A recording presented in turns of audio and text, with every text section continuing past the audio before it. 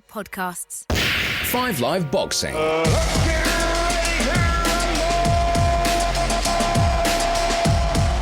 So welcome to a bonus boxing pod. It's big fight week again, and this is special. On Saturday at Wembley, unbeaten, untouchable Artur Beterbiev defends his 3 world light heavyweight titles against London's Anthony Yarde. It's a special fight. Beterbiev has won all 18 fights, and he's knocked out all 18 of his opponents, and they've been good opponents. It's a perfect fight, and Yarde, of course, can really punch. He's got a puncher's chance. No, he's got more than a puncher's chance. It's a very special fight. I'm going to speak to everybody involved, and don't forget, it's a BBC boxing pod. There has to be the obligatory heavyweight update. I'm Steve Bunce, and this is 5 Live Boxing.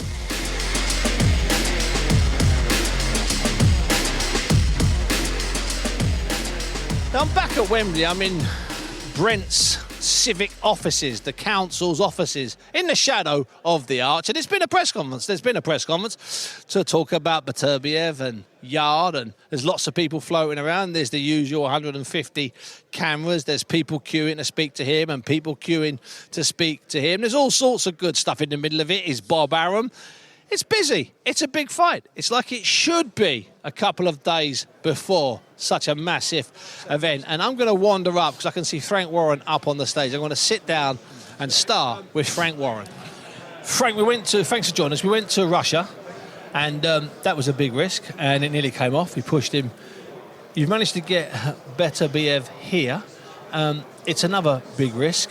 Do you have more faith this time in Yarde? Do you believe a little bit more in Yarde this time? I believed him when we went to Russia. I mean, it's just... But you knew he was against it? Well, I knew he was against it, but the tactics were wrong. You know, I felt if he'd have done what I thought, what the tactics, what we discussed, that he goes out and actually creates a pace and puts it on him, I think he would have stopped him. He nigh on at the end, he tried to do that, but he could have won it. But that's inexperience, him, the team, and it nearly come off, but it didn't. It didn't pan out the way I expected him to fight. I mean, if he'd have fought Kovalev, a year later, he would have beaten him. After the first Lyndon Arthur fight, after that 12 rounds. Yeah, but anyway, why do I fancy him in this fight? I think, look, he's 31. He's the mandatory. We could sit around and wait if this guy gives up the title or goes elsewhere. But, he wants it, and I want it. And I genuinely think that he's got a great opportunity to beat him. I think he can beat him if he gets his tactics right. I think he can beat this guy. Other than the money, why do you think Beterbiev's taken the fight, Frank? Because it's a mandatory. Then he had no wiggle room at all. He had to take this fight. It's a mandatory, yeah. With which one of the sanctioning bodies? WBO. We worked hard to get him into that position, Anthony, and that's where he's at. So he's found himself. He's got to take it. The money's good, but it's a big. I mean, I've talking to Beterbiev and talking to Bob Arum, and you get a gauge over the years. I don't think they think it's as big a risk as we seem to think it is. Well, I hope they're wrong. I mean, look. I mean, the bottom line of it is, over the years, we've been in this position. Joe Calzaghe, Joe Lacey, they thought it was a formality. Everybody thought it was a formality. Walkover, in fact. Fancied Joe from alive. Frank Bruno, Oliver McCall, we worked hard to make that fight. Same thing, he was a big underdog. Costazu and Ricky. Mike Tyson, Danny Willett. There's a load of them over the years we've done. We've managed to, get the time and get it right. And I'm hoping that's going to be the case here. This is tough. This guy's a monster. Yeah. As a pro, he's been a monster. He's 38. He's got to really, really force the pace, and I'm hoping that he might turn him into an old man. That's what I'm hoping. That does happen, and we've seen it hundreds of times. Frank, with regards to the actual fight itself, where would it rank if Yarde were to pull it off and do a job on him? Where do you, in upsets and British wins? In the top 4 or 5, without a doubt. This guy's got a perfect record. Yeah. And a lot of good names on it. Yeah. By the way. Yeah. Thanks, Frank. Cheers, me old son. Anthony, thanks very much for finding a couple of minutes to talk to me. I was just talking to Frank there about Chelyabinsk and that, and I know that you've been talking about that a little bit at the press conference. And you were in some ways, even though you were a grown boy, you were a relative novice back then. That fair comment? Definitely.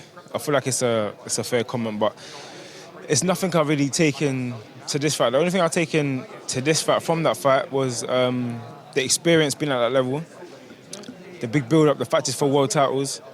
They're two different fighters, so I can't really compare them. Absolutely. So for me, it's just about being the best version of myself, going in there and doing what I'm meant to do. This will be... Tunde Ajayi has joined us now. Tunde, it's always a pleasure to talk to you, man. I've got to say that. We were just talking about Chelyabinsk, and I truly and honestly believe that loss, that fight, made this fighter to my left and your right, Mr. Yarde. Is that fair? I think that's the case. Absolutely. Absolutely. And there you go. Anthony's still being the trainer and manager to me, but life is experience. It was a great experience for us all the time, and I just think that where Anthony is today, the Russia part and all the other fights have been instrumental to him being who he is today. So you're right, Steve. Yeah, I couldn't agree more. Now, with this guy, Beterbiev, as we're told to pronounce it, he's a kid that doesn't go looking for finishes, but finds finishes. He finds finishes because he's got the grade from 200 top amateur fights. Yeah, 300, but about 200 really good ones. That's what I mean. Where they're not afraid to lose and win. That's experience that makes your dozen or so fights in a bit of Haringey Box Cup. It's quite incredible, isn't it? Don't you think so? Don't you find that amazing? I do. Oh yeah, definitely. But it was very similar for some of my other fights. I feel like I'm never gonna fight a world champion with a similar amateur record to me. Similar history. Exactly. So I feel like in that sense, it's always made me feel like, okay, this means that I've got something. This makes me a little bit special, So it gives me that little edge and a little bit of confidence to say, yeah, I've got something that a lot of people haven't got. Now, neither of you two are fantasists, and you're not stupid dreamers. You're men that believe in what you do, you believe in your vision. But have you allowed yourself, when you've gone to sleep at night, Anthony, to just dream a little bit about victory, or can't you allow yourself to do that? You just have to concentrate on the process. Oh yeah, so definitely a bit of mix and match. Of course, you got your wants, how you want things to go. I wouldn't be taking this fight if I didn't 100% believe I could win it. In my mind, I'm gonna win it. It's just about making it reality on Saturday night. And Tony, on that idea, the idea that you're going to make what you know can happen a reality. Is this a harder fight than the Kovalev fight in the Sergey Kovalev fight in Chelyabinsk? Is it a potentially harder fight? I don't look at things like that, Steve. You just have to approach the moment and be ready for the moment. And it could be Anthony could go out there and put on a boxing masterclass, and then it's easy. So. You're looking forward to it? You're excited by it? I'm so excited. Like, genuinely excited by it? Literally. And it's Anthony. Because of Anthony, I've been able to stay so calm. Just being around him all these years, I think I've morphed into him. And so I'm calm, I'm cool, I'm collected. And Saturday night can't come quick enough. And Anthony, I'm going to finish with you, and thanks so much for your time. I know you've been here an awful long time, 2 or so hours. And let me ask you this: you were up there, you were close, you were in his face. Not getting in his face, none of the theatrics. You don't need to do that. But could you get a gauge of the man there? Because I got a gauge of a man that's at peace and calm. Is that what did you sense? I feel like you can't really. It's like you walk in a room, you look at people. I'm looking at someone right now. I can't really tell what he's thinking, or what he's going to do later on, or how he's feeling. People know how to put on different faces, so I don't really take anything from that. A face off. You could have had a mask on. Put a mask on, or a face off's a face off. All that matters is when we get into that ring and we start shimmying. We shape up in front of each other, do a little scrimmage, and we get it cracking. And finally, my second or third, finally, does this feel like the fight it is, the massive fight it is? Is there a slightly different feeling inside? I asked this to Arta, and he said, yes, but he said, it's not fear, but I'm ready, I can sense it, I feel it. He said, and I like that. Of course, Of course. You know what? One thing I do get from him, and again, I only get this from him because of what you see in his fights. He's similar to me in some aspects. It's business. You get it. You get the business. You get the job done. Bang. That's it. But I just feel like I've got something that's different. You know, I didn't have all this experience and all this confidence to draw on from all this experience in the amateurs and all these other fights and, yeah, you're this monster guy. You're the underdog. You know, I've had it before, I perform, but this time, I just got to go out there and show and, you know, make things right. That's all I see in my head. Anthony Yarde and Tundi, thank you so much for your time. What a pleasure. What a delight. What a journey, eh? Oh, wow. Been a good few years, eh? Oh, wow, on. Steve. It's not over yet, is it? I was watching our interview in Russia this morning. Yeah. And, It's good. It's fantastic. Yeah. Russia was great apart from the result, and I mean that. I know that sounds like a contradiction in terms, No, but of course. it was a, and I'll tell you this now, I'm not embarrassed to say it was a privilege to be ringside. Thank you. Thank you And very it's much. going to be a privilege for you to be ringside for this one. Just like it was for the Lindelof rematch, this one's going to be a greater victory and the best moment of my life. You know what? And on that, we'll finish. Thanks, fellas. Yes, Anthony Yarde and Tundi Ajayi, thank you very much indeed. Now, I mentioned there that I'd spoken to Artur Beterbiev a bit earlier on. And I started by talking to Big Artur, and he is quite big in his own way. It was a simple conversation, really, for me especially. He started reminiscing about his amateur days. As Anthony said there, 300-odd contests, about 190 against top fighters. And I saw him win a European title in Plovdiv, Bulgaria, which is a really incongruous thing to seem to be able to say. But I can say it. And I saw him win a European title in 2006 in Plovdiv, Bulgaria. It was 4 2-minute rounds, and that was known as the Russian event. It was quite controversial.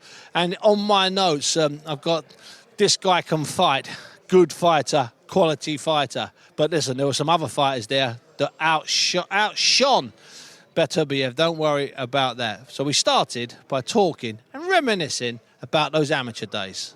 Best memory, it was like when I was won Europe in Plovdiv, and Plovdiv is Plovdiv, Bulgaria. Plovdiv, and when I won gold medal in Milan, it's like good memories.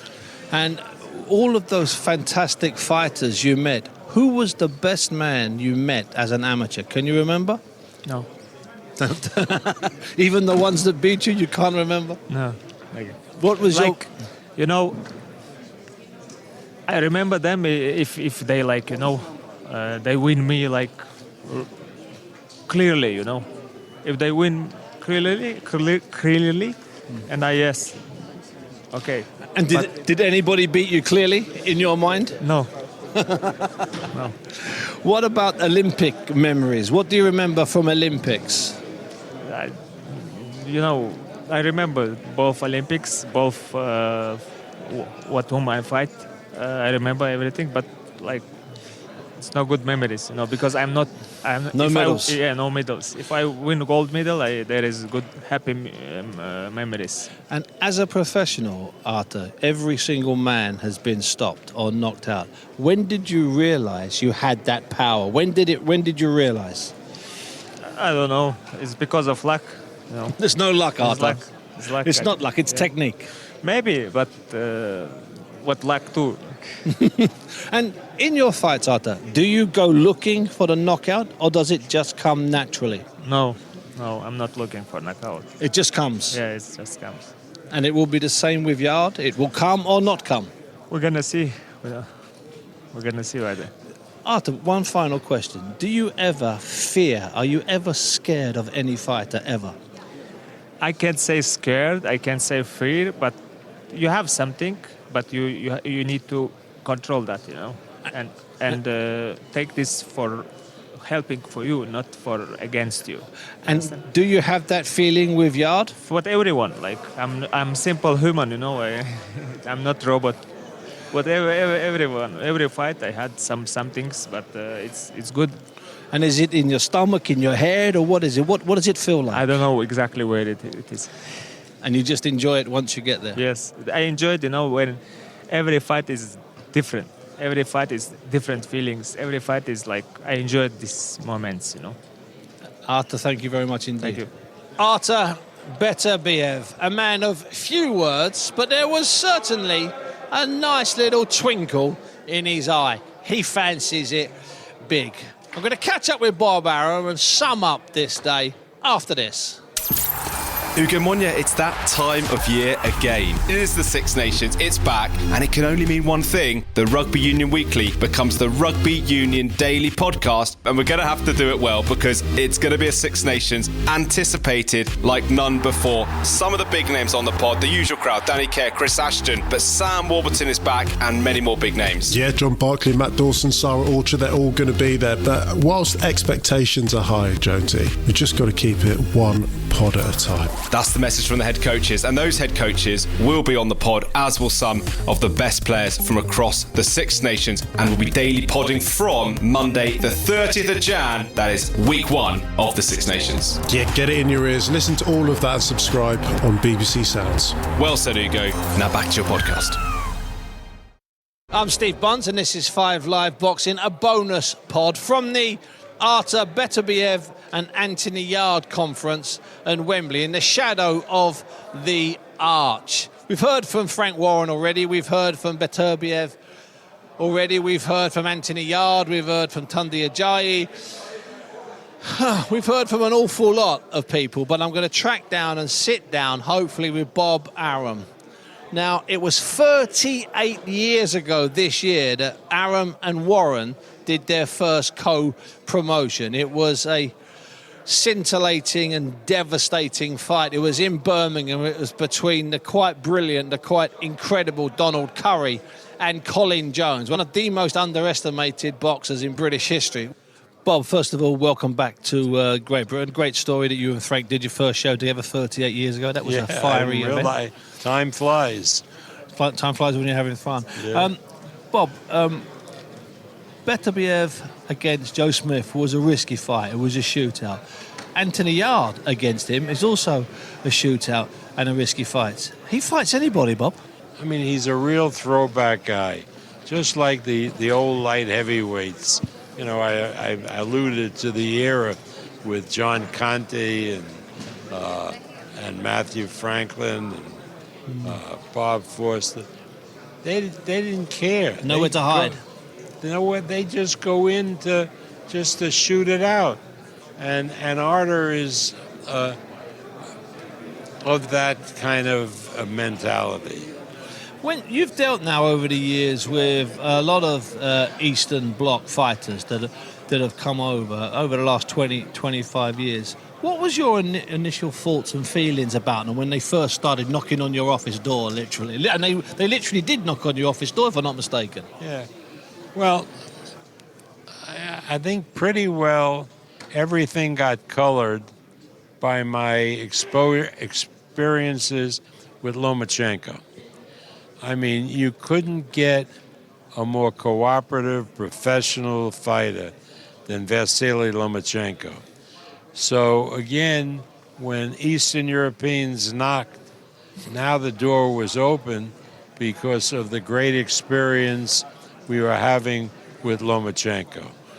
So, again, it's not because of my great foresight, because otherwise it would have been difficult, but it was because Lomachenko turned out to be such a magnificent guy to promote. And obviously Lomachenko's close friend is Alexander Usyk, who you also work with. And I'd like to ask you, if I could, Bob, where are we right now with the Tyson Fury Alexander Usyk fight situation? I think we'll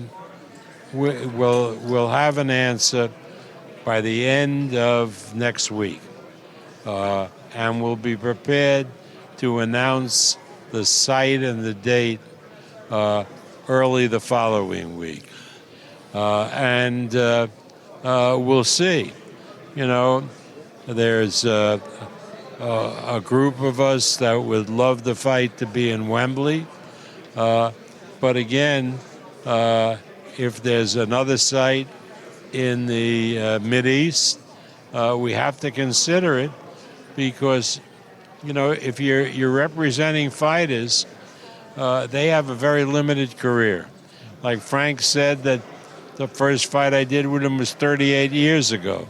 Well, these fighters Don't have 38 years. Don't have 38 years. Right. And Bob, so are you, irrespective of where it happens, or are you confident it will actually happen and it will happen next? Absolutely. So that to you is a done deal. Yeah, they've signed a paper that agreeing to fight each other next. And back finally, and thanks so much for your time. Back to Artur Beterbiev. If he were to beat Anthony Yarde, and if it turns out to be as exciting as we think, would the next fight, in theory, be Dimitri Bivol and bring in all 4 belts under one roof? In theory, I think Bivol would be very hard to bring to the table, because I think he's looking at the Canelo fight, which would pay him a lot more money. Which is sensible, I guess. Of course it's sensible. So if the Canelo fight doesn't materialize, I mean, if Canelo sends the signal that he's not interested in the rematch, then a Bivol fight could take place in the second half of this year. I mean, you heard Arthur. Yeah. He's up for any challenge. Yeah, the beast, the monster, whatever you want to call it. And finally, Bob, how do you see it actually going once the first bell sounds at Wembley on Saturday night? It depends on how Anthony wants to do the fight. If he boxes a little, Arthur will box with him. If he gets crazy like Joe Smith, thinks he can knock Arthur out, then he's going to get knocked out himself early. It depends. That's why they do the fights. To predict anything now is sort of silly. All I know is my guy is a good boxer with a tremendous punch. You know what, Bob? Here's to another 38 years. Yeah, right. Bob Arum there looking not a day over 90. And it looks like he's going to go over. The man you can hear laughing in the background is a man with toes in several camps, and I've counted them. He has only got 10. Last week he was with Liam Smith. This week he is with Artur Beterbiev. And last year and in previous years he's been with Alexander Usyk. Russ Amber, before we move on, well, I'm not sure where we're going to go. I just talked to Bob there about Usyk, and he's convinced the fight will happen. Not sure where it's going to be, Middle East or maybe over there in Wembley. I hope it's the Middle East, because I think it's the fairest thing to do. I think both champions, deserve it. It wouldn't be right if they tried to move the fight to Usyk's backyard. Absolutely. That wouldn't. So I think for the betterment of boxing, for the neutrality, for a worldwide vision of fairness, it should be in a neutral site. It's always great to come to the UK. You Steve, love it. You know that, of course. But when it's this kind of magnitude, it should be as fair as possible. So. Russ, now before I ask you a question about Artur, because I know that you've got a soft spot for him and you've worked with him, and I know you really like him. I've got to ask you about last weekend. Not necessarily the finish of the Liam Smith fight against Chris Eubank Jr., but that atmosphere, and I'm a regular at fights in Britain. I've only been doing it 40 odd years. That was it was off the scale. It was quite incredible, that arena last week. It sure was. Manchester's a great, and I've been lucky enough to have been in Manchester Arena on both sides, with the British fighter or against the British fighter. And believe me, it's a different vibe when you're on the against side, right? The abuse that's hurled at you when you're coming out of the tunnel. But it's a great venue. And the thing about British boxing is that, think about this: 20,000 people for a non-title fight for basically bragging rights in Britain. Pure bragging rights, British bragging rights is phenomenal. Boxing needs more of that. No, it does need more. And I was with you 10 days before that at the Rotunda Gym in Liverpool, where you were working alongside Liam as he was preparing. Right. And there was, and I'm not going to be an after-timer, but there was a calm about Liam. There was a calm about Joe McNally. You were calm, not giving anything away, but everyone seemed so calm and relaxed, and that came across in the fight. It did come across in the fight. And, it was especially, I noticed that in the dressing room when I was wrapping his hands, there was this assuredness and this confidence about him. Not a fake confidence, not trying to put on some kind of a brave front. He just was sure of what he wanted to do. And I remember he said to me when he was trying to get signed by Ben Shalom, the condition was, can you get me the Eubanks fight? That was he what he asked wanted. for. That's what he Yeah. wanted. There has to be a reason you ask for something like that, Steve. So that's the kind of guy that Beefy is, and he listens to instruction extremely well. I know this is all great after in hindsight, but the things that Joe McNally worked on and the few details that Liam and I discussed in the fight, I could sit down with you and break down the fight and show you exactly what he did. Yeah. And that's what we like. Now, you've been around Arthur quite a bit. I spoke to Arthur a bit earlier, and he's got that quiet confidence. He's got a good sense of humour. When you're with him in the dressing room, he has got a good sense of humour. I know, yeah. So when you're with him in the dressing room before a fight, how is he? Is he a guy he's in the zone? He's relaxed. He's what kind of person is he in that moment? He's a very zoned guy, and you'll see the difference of him after the fight as well. When you speak, he really focuses in and tunes in, and he's a man of conviction. The same for his religion. He's not a fake religious guy. He's a devout Muslim, and he prays, and he does everything properly, and he treats boxing the same way. And he gets into that zone that it just peaks come fight night. And literally, as soon as the fight is over, that switches off, and he becomes the meekest, kindest guy you could ever want to meet. I know that sounds crazy, but that's a fact, what I'm telling you. You know what, Russ? In the last few months, you've been in that dressing room in Saudi with Usyk. You've been in that cauldron in Manchester with Liam Smith when he was against it. You're going to be here, which is going to be a lot of fun. You're going to have all that noise outside, all the atmosphere, knowing that the Brits will be baying for Arthur. Do you have to pinch yourself sometimes to remind yourself just that you're actually living this fantasy dream, this boxing dream? It's funny you asked that, Steve. I got a good story about that. About 9 years ago, Jean Pascal, who you remember fighting Froch, fought Lucien Boutte. It was the highest attended. Fought Liam's brother in the finals of the Commonwealth Games in Manchester. I called that fight on TV. There you go. So I did it for radio. We were at the fight. It's the highest attended fight outside of Leonard Duran. They weren't Canadian, right? Of course. So between two Canadians, there was high. And Jean's father said to me, "Russ, are you nervous?" I said to him, "There's no place else I should be. Like, this is exactly where I should be. I was born to be. That's where I felt so calm. And when we were in the ring, if you watch the film, I'm joking with Jean in the corner when Boutte made the entrance and people started cheering. And I said, I told you nobody here likes you. I said that to Jean, and he starts laughing. And, it's just a place to be. So sometimes do I pinch myself? No, not really, because I wanted to live this since I'm a kid. I wanted to do this, and I'm living it. So, but it doesn't feel like work, Steve, if that's what you mean. It doesn't feel like work. Same here. And it's helped my snooker career as well, so that's important. I haven't worked a day in the last 38 years, and I've worked every day. Yeah. And let me ask you this.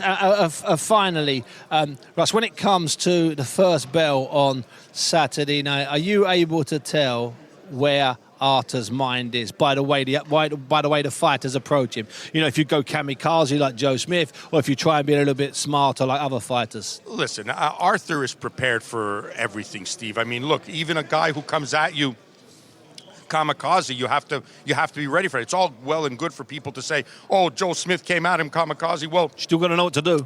That's right. It was Arthur who executed the destruction on a guy coming at him. If Smith would have landed, they would have said, "That's the blueprint to beat Beterbiev." Because Callum Johnson did that. Caught with a half that's shot right. Down. That's right. So Beterbiev had to adapt to whatever Joe Smith was bringing. So I think Beterbiev has so much vast experience on the amateur scene, and as a pro, he's gained the confidence now much more than he had earlier in how to deal with a professional ring, not just an amateur, right? Yeah. I got 12 rounds. I could take my time in this and figure things out. And he's a much better boxer, like Liam, than people give him credit for. It's going to be a good night. Listen, Russ, it's always a pleasure talking to you. Thanks so much. It is indeed, brother. Thank you very much. Thank you for the book. I really appreciate it. It's my pleasure. I know you'd like it. 100%. You can live those fights again. 100%. Thank you very much, Steve. Thanks very much. That's how you end a midweek pod, a bonus pod. Thanks to every single one of the guests, every single one of the people that spoke to me. This has been a bonus pod. We will have our traditional post-fight pod, which will be out on Monday after Beterbiev and Yarde. That's the way to pronounce it, Beterbiev. What a time to be a boxing fan. We had Liam Smith last week against Chris Eubank, nearly 20,000. We're going to have a sellout of 9,000 or 10,000 at Wembley. Talk of Usyk and Fury, absolutely done and dusted. It's not even the end of January. Anyway, I've been Steve Bunce, and this has been 5 Live Boxing. Thank you for listening. Let's get ready to rumble! 5 Live Boxing.